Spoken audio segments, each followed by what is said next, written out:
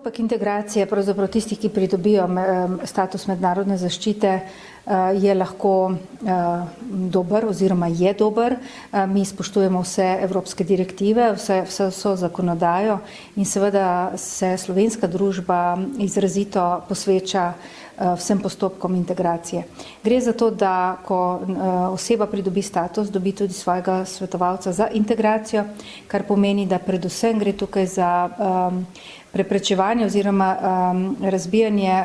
jezikovnega barier, torej učenje slovenskega jezika. Tisti, ki so prihajali in katere zaveze ima Slovenija iz relokacije, se pravi iz Italije in Grčije, imajo še dodatni orientacijski program, to se pravi 300 ur dodatnega učenja slovenskega jezika, zato da lažje pridobijo in so informirani in ozaveščeni vseh pravicah,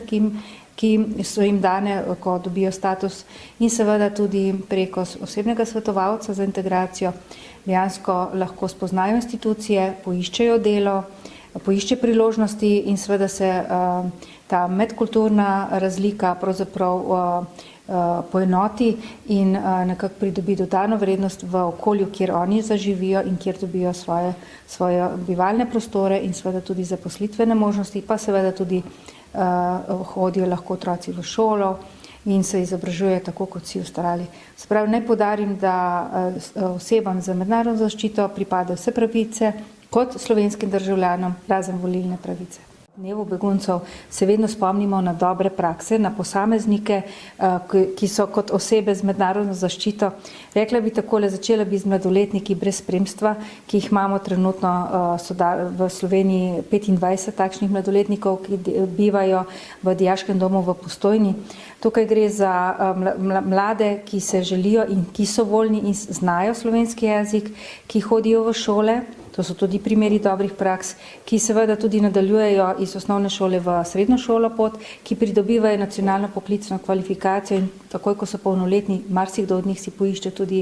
priložnost na trgu oziroma se zaposli in se seveda zelo dobro, marsikdo od njih se je zelo dobro izkazal in so delodajalci izjemno zadovoljni z njimi. Potem, če se vrnim drugi skupini družinam, družine so, marsikatera družina je tudi, ko se je integrirala v naše okolje, so postali ali so se zaposlili, otroci pa študirajo naprej v naši državi,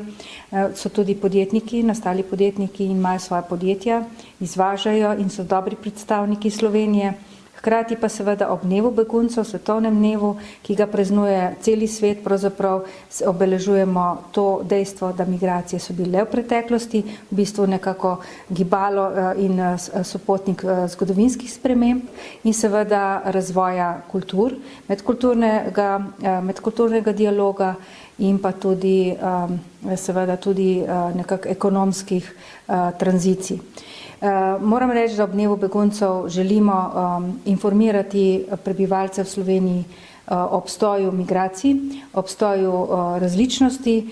preprečevanje nestrpnosti in seveda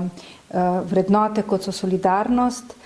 dobrovoljnost, prostovoljnost, skupaj z nevladnimi organizacijami dejansko krepiti, deliti in širiti med naše okolje.